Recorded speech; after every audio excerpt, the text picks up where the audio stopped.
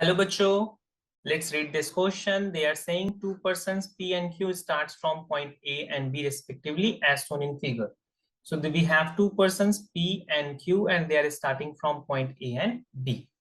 P and Q have a speed of 12 meter per second in shown direction towards point O.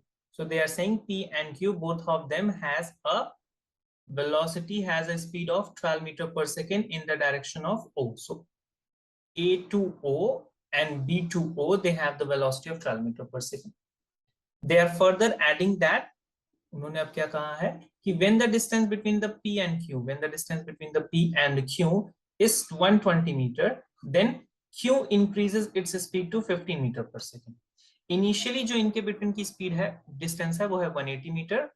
तो कुछ time बाद जब ये यहाँ पे होंगे, ए यहाँ पे होगा, बी यहाँ पे होगा, तो इसकी जो इनके बिटवीन की जो डिस्टेंस होगी 120 मीटर रही होगी. तो इस वाले पॉइंट से क्या करता है, बी अपनी पोजीशन को बढ़ा लेता है.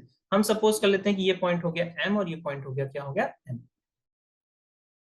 Then find out who will reach to the O point O first. So this is the question they are saying. They want to know that which one will reach on the point O first. P पहले पहुंचेगा या फिर Q पहले पहुंचेगा. तो यहां पर जो की कॉन्सेप्ट हम लोग यूज करने जा रहे हैं वो एक बहुत छोटा सा कॉन्सेप्ट है. की कॉन्सेप्ट जो हम लोग यूज करने जा रहे हैं वो है बस एक सिंपल सा formula, speed is going to be distance upon time.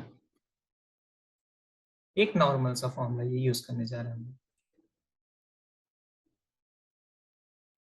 तो सबसे पहले हम लोग क्या निकाल लेते हैं, टाइम टेकन निकाल लेते हैं पी के थ्रू. क्योंकि पी क्या कर रहा है, स्ट्रेट लाइन में मूव कर रहा है, तो हम लोग क्या निकाल लेते हैं, time taken by P to reach at point O. अगर ये इसको हम निकालना चाहते हैं तो हमारे पास फॉर्मूला क्या है, speed is going to be distance upon time. Speed is going to be distance upon time, ये हमारे पास फॉर्मूला है.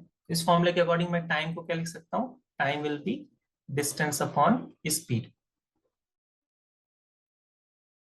डिस्टेंस कितनी गिवन है, डिस्टेंस गिवन है 240 एंड स्पीड कितनी गिवन है, स्पीड गिवन है 12 मीटर पर सेकंड. डिस्टेंस 240 और स्पीड कितनी गिवन है, 12 मीटर पर सेकंड. तो इसकी वैल्यू कितनी आ जाएगी, 20 सेकंड. वैल्यू कितनी आ गई, 20 सेकंड. तो ये है time taken by P to reach at point O. Time taken by P. अब अगर मुझे टाइम टेकन फॉर बी निकालना है, फॉर क्यू निकालना है, तो मुझे पहले ये डिस्टेंस पता करनी पड़ेगी, ये डिस्टेंस कितनी है, और उसके बाद मैं वर्क कर सकता हूँ. तो सबसे पहले हमें कैलकुलेट क्या करना है, कैलकुलेट करना है ओबी. तो अगर मैं उस डायग्राम को यहाँ पर थोड़ा सा ऐसा ड्रॉ कर दूं, तो ये एंगल गिवन है 37 डिग्री, ये है बी और ये है ओ, और ये ऐसे लाइन मैच किए, मैंने इस पॉइंट को कह दिया सी. अब मैं क्या कह रहा हूं, इन ट्रायंगल ओबीसी मैंने अप्लाई कर दिया cos 37. cos 37 हो जाएगा बेस अपॉन हाइपोटेनस. बेस कितनी वैल्यू है, सीबी, और हाइपोटेनस कितना है, ओबी. सीबी गिवन थी 240 मीटर. cos 37 की वैल्यू होती है 4/5 और सीबी वैल्यू थी 240. ओबी की वैल्यू हमें क्या करनी है, फाइंड करनी है.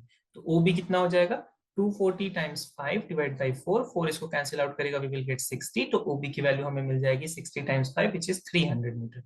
मतलब जो बी को डिस्टेंस कवर करनी है वो कितनी कवर करनी है, 300 मीटर की डिस्टेंस कवर करनी है. लेकिन ये 300 मीटर की डिस्टेंस पूरी 12 मीटर पर सेकेंड वेलोसिटी से नहीं कर रहा है ना. अभी इनिशियली क्या हो रहा है कि इसके और पॉइंट ए के बिटवीन का जो गैप था वो था 180 मीटर का. वो था कितने का, 180 मीटर का. कुछ टाइम बाद जो ये गैप रह जाएगा वो कितने का रह जाएगा, 120 मीटर का रह जाएगा. मैंने इस पॉइंट को नाम दे दिया एम और इस पॉइंट को नाम दे दिया क्या, एम. अब अगर आप यहां ध्यान से नोटिस करो तो triangle OAB and triangle OMN ये सिमिलर ट्रायंगल है. तो अगर ये सिमिलर ट्रायंगल है तो मैं इनके दो साइड के रेशियोज को क्या कर सकता हूँ, सेम कर सकता हूँ. तो मैं क्या कर रहा हूँ कि AB रेशियो MN, इनकी लेंथ का ratio, is going to same as what, इनके हाइपोटेनस का रेशियो. तो OP अपॉन ON. मैंने सपोज कर लिया ON जो है ये है x वैल्यू. तो AB की जो वैल्यू है ये कितनी वैल्यू है, 180, और MN की जो वैल्यू है वो कितनी है, 120. OB की जो वैल्यू है वो हम लोगों ने 300 कैलकुलेट किया है, और ON की वैल्यू हमने माना है क्या, x. तो x कितना हो जाएगा, x हो जाएगा 300 टाइम्स 120 अपॉन 180. 120 यहाँ जाएगा, 180 बॉटम में आ जाएगा और x ऑन टॉप पहुंच जाएगा। तो x की वैल्यू कितनी आई, आप 60 से 120 और 180 को कैंसिल आउट कर दो। 60 से जब ये कैंसिल आउट हो जाएगा तो ये हो जाएगा 3 और ये हो जाएगा 2। ये हो जाएगा 300 टाइम्स 2 डिवाइड बाई 3 ने इसको कैंसिल आउट किया, वी गॉट 100। तो x की वैल्यू हो गई 200 मीटर। तो जो 200 मीटर की डिस्टेंस है वो b ट्रेवल कर रहा है, ये जो x 200 मीटर का जो डिस्टेंस है वो b ट्रेवल कर रहा है 15 मीटर पर सेकेंड। और ये कितनी डिस्टेंस बची, ओवरऑल 300 थी, तो यहाँ तक की जो डिस्टेंस बची ये 100 मीटर बची। इसकी डिस्टेंस कितने से किस वेलोसिटी से ट्रेवल कर रहा है, 12 मीटर पर सेकेंड से।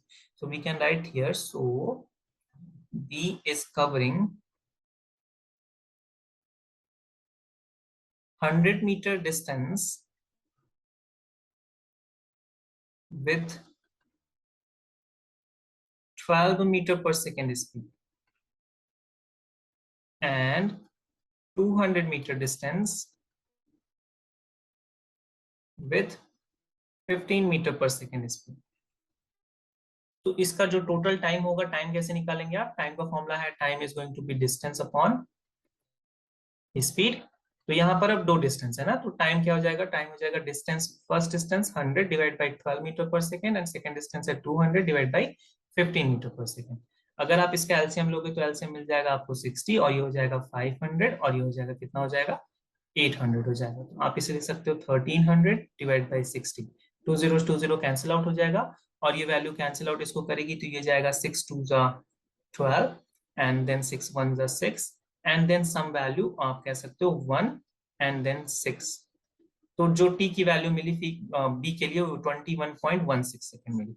तो जो टी है वो टी जो क्यू है for T, time taken for Q, this is time taken for Q, ये है कितना 21.16 second.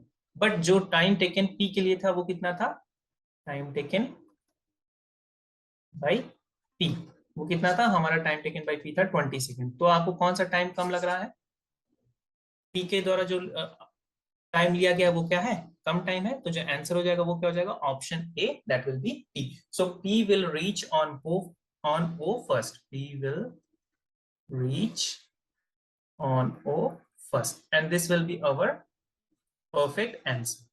I hope you understand well. Best of luck. Thank you.